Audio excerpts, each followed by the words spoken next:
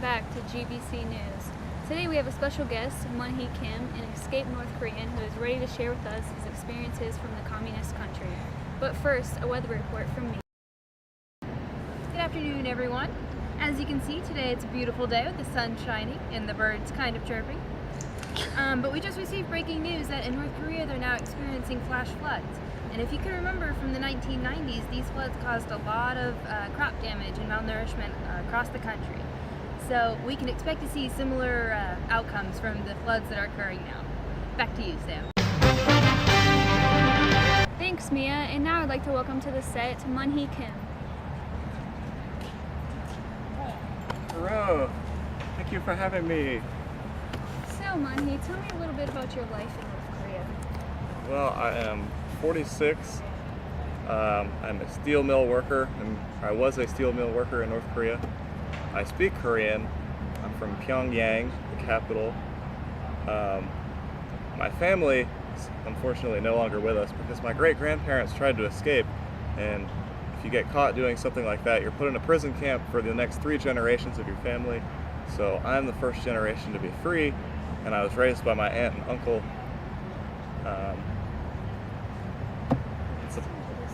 I'm Buddhist also, but I cannot openly be Buddhist in North Korea, so I have to practice in secret. And that's about all there is about me.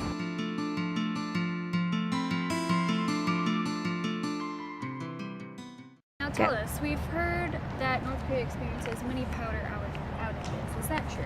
Yes, there are power outages all the time, and it happens so frequently that I'm pretty much used to it. I just whip out my old flip phone and use it as a flashlight. It's about the only use I have for my phone, but it gets the job done.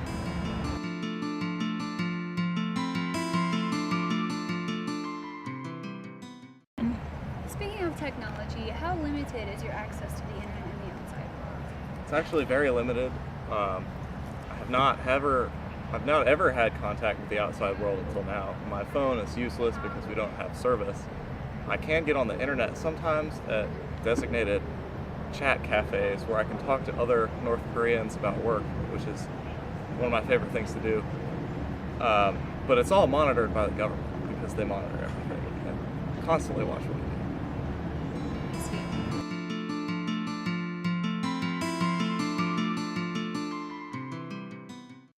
You said the government monitors the internet. How else does government influence your daily life? They monitor a lot of stuff, actually. They provide the rations of food that they designate as the right size that everyone should get. So food is controlled by them. There's also a ranking system that goes low, medium, and high. I'm medium, which I'm very proud of. I get more privileges, such as the internet cafes, than a low-ranking person.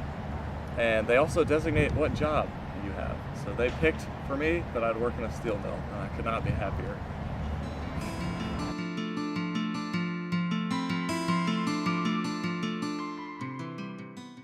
Speaking of the weather report earlier, can you tell us how these natural disasters affect the food you eat and the hunger that it brings within your country? Well, our main crop in North Korea is rice. So when these floods happen, as you can expect, lots of crops are destroyed, and we already don't get a lot of food from the rice, and we only eat mainly rice, so that doesn't give you a lot of nutrition. And due to the lack of trade with our country, we only have meat about twice a year because they don't want to trade with anybody else. So most of the country's malnourished. It's pretty much normal, but yeah.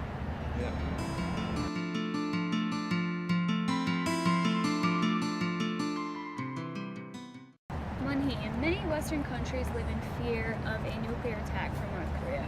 Do you know any information involving the nuclear warfare of your country? Well, I don't really know much specifically, but I've heard things, and as much as other countries live in fear, I live in fear as well, because if North Korea were to get in nuclear warfare with another country, the other country would probably have more advanced weapons. I'm also constantly in fear of civil uprisings because the country is so unstable. There's a lot of conflict that could happen there, so I'm kind of, I don't really know much about stuff, but there's always that lurking danger.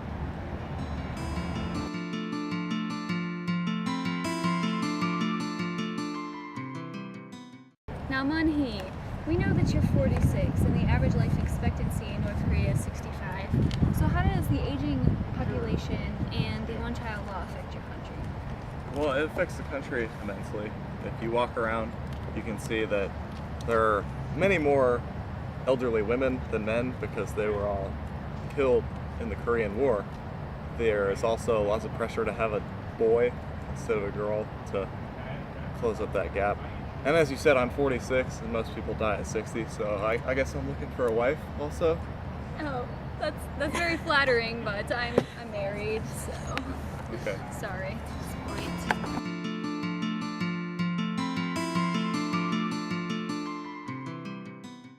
Okay, folks, and that is all the time we have today. But thank you, Munhee, for sharing your experiences with us. You're welcome. And we will see you next time on GVC News.